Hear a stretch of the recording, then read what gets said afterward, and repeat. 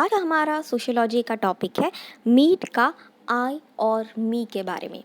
आई और मी दिखने में काफ़ी सिमिलर लगते हैं, लेकिन इन दोनों के जो नेचर है वो काफ़ी ज़्यादा कॉन्ट्रास्टिंग है एज़ पर मीट। तो आज हम इसी चीज़ को एलैबोरेटली पढ़ेंगे।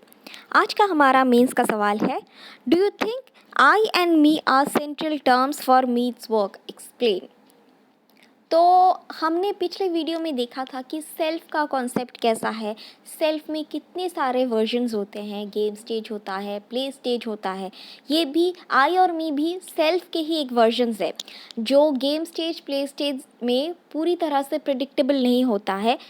उसको आई और मी में कॉन्सेप्शुअलाइज किया जाता है। सो इंट्रो में लिखेंगे कि Mead argues that although a unified self conception leads considerable stability and predictability to overt behaviours, there is always an element of spontaneity and unpredictability to achieve. जैसे कि मैंने कहा पिछले वीडियो में हमने जैसा पढ़ा था सेल्फ का कॉन्सेप्ट, वो पूरी तरह से प्रिडिक्टेबिलिटी या स्पॉन्टेनिटी को लीड नहीं करता। वो पूरी तरह से एक यूनिफाइड वर्जन ऑफ सेल्फ को डिनोट नहीं करता। उसमें थोड़ी बहुत कमियां जो रह जाती है, और उन्हीं कमियों को आई एंड मी के कॉन्सेप्ट के ज़रिए मीड ने एक्सप्लेन करने की कोशिश की है। तो क्या है ये आई एंड मी और क्या है इसके बीच का डिफरेंस, आज की वीडियो में हम विस्तार में पढ़ेंगे। सबसे पहले पढ़ते हैं मी। मी मतलब क्या?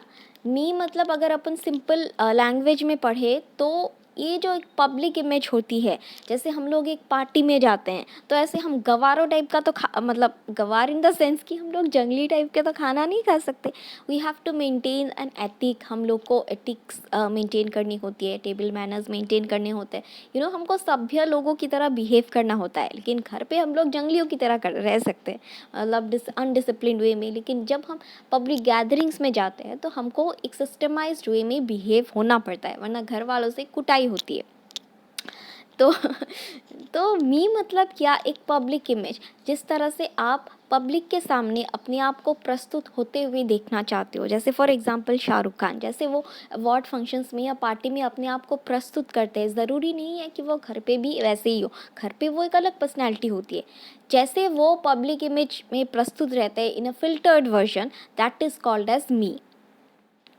जैसे हम लोग बोलते हैं ना, अरे हम ये नहीं कर सकते सबके सामने, हमारी इमेज का सवाल है, तो ये इमेज ही मी को दर्शाता है। That is a filtered version of I. The image of a person's behavior is what me termed as me. That is how one should behave in a given interaction situation. जैसे कि मैंने कहा, जब आप एक पार्टी में जाते हो तब आप एक डेफिनाइट वे में बिहेव करते हो। ज़रूरी नहीं है कि जैसा आप घर पे हो, जैसे आप लाउडली बात करते हो, you very dominating and this kind of thing, वैसा ही आप पार्टी में जाके या किसी अननोन जगह पे जाके बिहेव करो। आप घर वालों के डर से ही सही अच्छी तरह से एक सुलझे हुए व्यक्ति की तरह बिहेव करते हो in gathering, but that is not real you, that is an filtered version of you, and that is called as me. As such, the me represents the attitude of others and the broader community. For example, if we talk too loudly in a crowd of strangers, we see the startled look of strangers and became cognizant about general norms of voice levels when among strangers. इसमें एक example दिया गया है। For example ये देखो, ये है जियान। ये एक क्राउड में स्ट्रेंजर्स के बीच में अगर अपना गाना गाने लग जाएगा कि मैं हूँ जियान, एकदम लाउडर भयंकर वॉइस में गाना गाने लगेगा, तो ये जो क्राउड है इनके चेहरे पे एक डरावना एक्सप्रेशन रहेगा, मुंह खुला हुआ होगा, सबके चेहरे पे एक डरावना एक्सप्रेशन होगा। और ये एक्सप्रेशन देख के ये समझ जाएगा कि इसका गाना इनको पसंद नहीं आया है, उल्टा इसका गाने ने इनको स्केयर कर दिया है। तो इससे ये अपने अंदर ये सोचेगा, अरे यार मेरे गाने से ये हो गया है, ये मेरी इमेज नहीं है, ये I have to control this, ये this is not going right, I have to control. तो इनके एक्सप्रेशन से ये अपनी बिहेवियर को चेंज करेगा, ये मेंटेन करेगा, that is called as me. These are the me gestures that are received by reading the gestures of specific others in a situation and by role taking or assuming the attitude of the broader community. जैसे कि मैंने कहा यहाँ पे जो crowd है, ये crowd के जेस्टर्स को देख के, रिएक्शंस को देख के ये अपने जेस्टर्स को इम्प्रूव करेगा कि अरे मैं इतना लाउडली गा रहा हूँ, I have to control myself. तो ये अपने आप को कंट्रोल करेगा. This is the me version of JR, right. में अगर सिंपल वर्ड्स में कहा जाए तो I is the unfiltered version of me. I मतलब आप जैसे हो वैसे, आप घर पे जैसे बिहेव करते हो, आपकी नेचर पर्सनालिटी ऐसी है. अगर आप कोई हरकत करने से पहले ना सोचो कि लोग क्या सोचेंगे, दैट इज़ आई. बिना लोगों की परवाह किए जो आप कहते हो, जो आप करते हो, अनफिल्टर्ड इमेज जो आपकी है, that is I. The I is the immediate response of an individual to others. अगर आपको किसी चीज़ का रिस्पॉन्ड करना है, अगर आपको किसी ने कुछ कहा है या आपको उसका रिस्पॉन्ड बैक करना है बिना ये सोचे कि वो दूसरा व्यक्ति क्या सोचेगा, बिना अपने आप को कंट्रोल किए, जो आपके मन में आ रहा है वो करना, दैट इज़ कॉल्ड आई.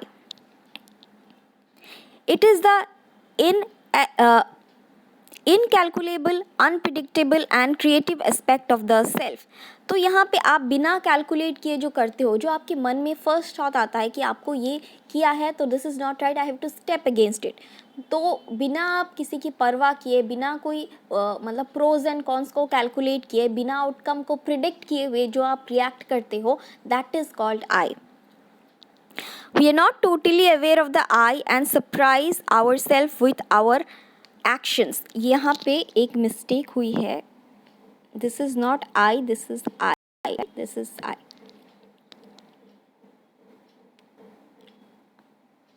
तो I जो होता है, I का जो कॉन्सेप्ट है वो आप अचानक करते हो बिना सोचे समझे. और कभी कभी आप कुछ ऐसी चीज़ें कर देते हो जिसका आपको भी अंदाज़ा नहीं है, क्योंकि सर्कमस्टेंसेस ऐसी हो जाती है, सिचुएशंस ऐसी हो जाती है कि आप ऐसा कर देते हो अचानक से बिना कुछ सोचे समझे. मतलब जैसे टीवी पे दिखाते हैं ना, मांग भर देना एंड ऑल दैट, बिना सोचे समझे, जिससे आप खुद शॉक्ड हो जाते हो कि ये मैंने क्या कर दिया अचानक से, है ना. तो that is an action of I without thinking कि लोग क्या सोचेंगे क्या नहीं, कि खून से मांग भर देना and all that kind of stuff. That is the action of I. That is not me. Me plays great stress on the I for 4 reasons.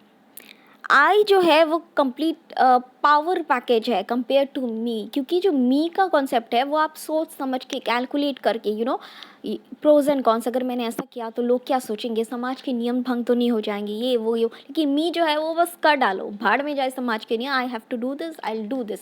और कभी कभी आपके एक्शंस ऐसे हो जाते हैं कि आप बाद में शॉक हो जाते हो कि मेरे में इतना पावर था कि मैंने ये कर दिया, अरे वाह. तो इस तरह का ये आई होता है. तो इसीलिए मीड ने जो है वो आई को ज़्यादा पावरफुल बताया है compare to me. It is a key source of novelty in the social process and gives dynamism to the individual personality. इसको एक एग्जाम्पल की तरह समझते हैं, ठीक है.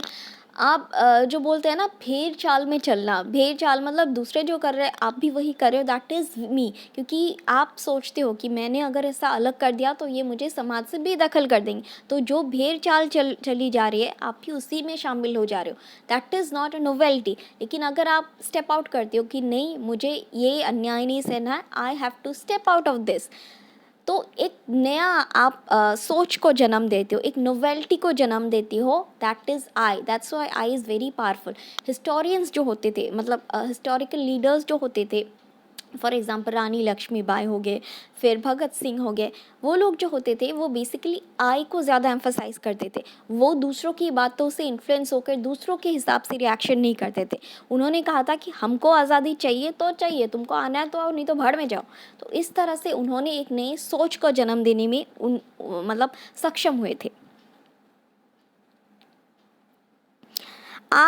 It is in that I that our most important values are located. जैसे कि मैंने कहा, मी जो है, मी बहुत कैलकुलेटिव होता है, लेकिन आई जो है उसमें हमारे जो रूटेड वैल्यूज़ है वो निकल के आती है इन सर्कमस्टेंसेस. ओके, अगर किसी के साथ अन्याय हो रहा है तो आप मान लो 10 लड़के एक लड़की के साथ अन्याय कर रहे हैं, ठीक है, लेकिन आप अगर मी की बात सोचोगे तो आप अरे कैलकुलेट करोगे मैं 10 लड़कों पे भारी हो पाऊंगा या नहीं, अगर इन्होंने मुझे मार दिया तो you will have to calculate the pros and cons. लेकिन जो आई है वो आपके संस्कारों में मतलब संस्कार को बाहर निकालती कि नहीं इसके साथ अन्याय हो रहा है, I have to step out of this and I जो होगा देखा जाएगा। तो आप जो एक्शंस लेते हो that is because of I, not because of me. I constitutes something that we all seek, which is the realization of the self. I actually आप आई के ज़रिए अगर आप कोई ऐसा करते हो, फॉर एग्ज़ाम्पल ये मैंने 10 लड़कों का एग्ज़ाम्पल दिया, एक सेकेंड,